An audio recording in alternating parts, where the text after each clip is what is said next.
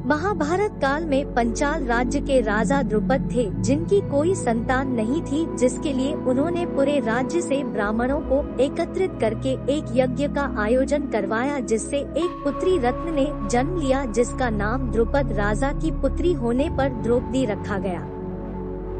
द्रौपदी आगे चलकर पांचों पांडवों की रानी बनी, जिनसे उन्हें 5 पुत्र रत्नों की प्राप्ति हुई। द्रौपदी को युधिष्ठिर से पृथ्वी विंध्या, भीम से सुतासोमा, अर्जुन से श्रुताकर्मा, नकुल से सातानिका और सहदेव से श्रुतासेना नाम के पुत्र प्राप्त हुए।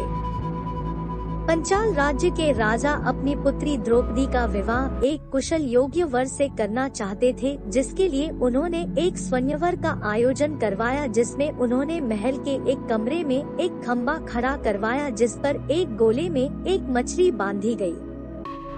इस मछली के नीचे एक पात्र में तेल मिलाकर पानी भरकर रखवा दिया था। राजा द्रुपद की शर्त थी कि जो भी इस तेल पात्र में देखकर मछली की आंख को निशाना लगाएगा, उसी के साथ वे अपनी पुत्री द्रौपदी का विवाह कर देंगे। इस स्वयंवर में देश के सभी राजा और युवराजों को आमंत्रित किया गया, मगर सभी इस शर्त को पूरा करने में असफल रहे। अंत में श्री कृष्ण की आज्ञा से अर्जुन शर्त को पूरा कर देते हैं और मछली की आंख में निशाना लगा देते हैं। इसके बाद द्रौपदी से विवाह करके वो उसे अपनी माता के पास 5 भाइयों के साथ लेकर पहुँचते हैं और आवाज लगाकर कहते हैं कि माँ देखो हम क्या लाए हैं। माता कुंती सोचते हैं कि 5 भाई कुछ खाने को भिक्षा मांग कर लाए हैं, तो वो कहती है कि 5 भाई आपस में बांट लो, और जब बाहर आकर देखती है तब उन्हें असलियत का पता चलता है। मगर माता के आज्ञाकारी होने के कारण 5 भाइयों को माता की बात को मानना पड़ा, जिससे द्रौपदी 5 पतियों की पत्नी यानी कि पांचाली का नाम मिला। दुर्योधन और उसके मामा शकुनी ने युधिष्ठिर से साम्राज्य और द्रौपदी से बदला लेने के लिए एक जुआ का आयोजन किया, जिसमें युधिष्ठिर को भी आमंत्रण भेजा गया। युधिष्ठिर इस खेल में खुद के साथ 4 भाइयों, पूरा राज्य और द्रौपदी को भी जुए में हार जाते हैं। दुशासन द्रौपदी को बालों से पकड़कर सभा में खींच लाता है और आदेश देता है कि उसकी दासी द्रौपदी के वस्त्र उतार दिए जाए। द्रौपदी श्री कृष्ण का स्मरण करने लगती है और श्री कृष्ण द्रौपदी की लाज बचाने के लिए साड़ी को बढ़ाते जाते हैं, जिससे दुशासन साड़ी खींचते खींचते थक जाता है, मगर द्रौपदी के वस्त्र नहीं उतार पाता है, जिससे द्रौपदी की लाज भरी सभा में बच जाती है। Vertical bar.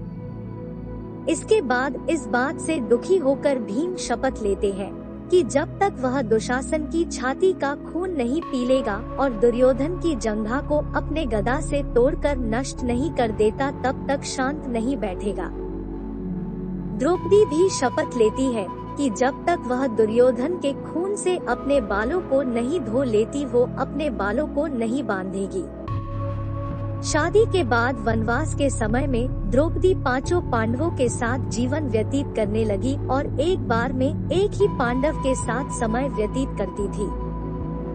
जो पांडव द्रौपदी के साथ अंदर होता था, वह अपनी चरण पादुका को दरवाजे के बाहर ही उतार देता था, जिससे दूसरे पांडवों को पता चल सके कि द्रौपदी किसी पांडव के साथ अंदर है। मगर एक बार वनवास के समय में जब द्रौपदी एक पांडव के साथ अंदर थी, तब वहां रहने वाले कुत्ते उस पांडव की चरण पादुका उठा कर ले गया, जिससे दूसरे पांडवों को पता नहीं चल सका कि द्रौपदी के साथ कोई अंदर है, और वो सीधा अंदर आ गए और द्रौपदी को सहवास करते हुए देख लिया। जब उन्होंने पता किया कि ऐसी गलती कैसे हो गई, तब पता चला कि एक कुत्ता चरण पादुका लेकर वन में भाग गया था। द्रौपदी की मौत से जुड़ा रहस्य ये है कि जब पांडव राजपाट त्याग करके मोक्ष की प्राप्ति के लिए स्वर्ग की यात्रा पर चल पड़े, रास्ते में पांडवों के साथ साथ एक कुत्ता भी यात्रा पर चल पड़ा। स्वर्ग की यात्रा करते समय कई नदियों, पहाड़ों और मैदानों की यात्रा करते करते लाल सागर तक आ पहुँचे, परंतु अर्जुन ने लालचवश अभी तक अपने धनुष गांडीव का त्याग नहीं किया था।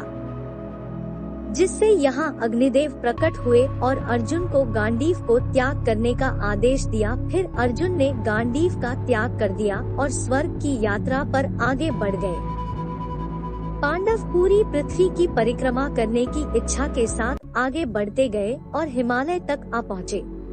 हिमालय को पार करने के बाद उन्हें बालू का एक विशाल समुद्र दिखाई दिया। इसे पार करने के बाद वो मेरु पर्वत तक आ पहुँचे। मेरु पर्वत को पार करने के लिए जैसे ही पांचों पांडव द्रौपदी और वो कुत्ता जैसे ही आगे बढ़े, कुछ समय के बाद ही द्रौपदी लड़खड़ाकर नीचे गिर पड़ी और उनकी मृत्यु हो गई। उम्मीद करते हैं आपको यह जानकारी अच्छी लगी होगी। धन्यवाद आपका।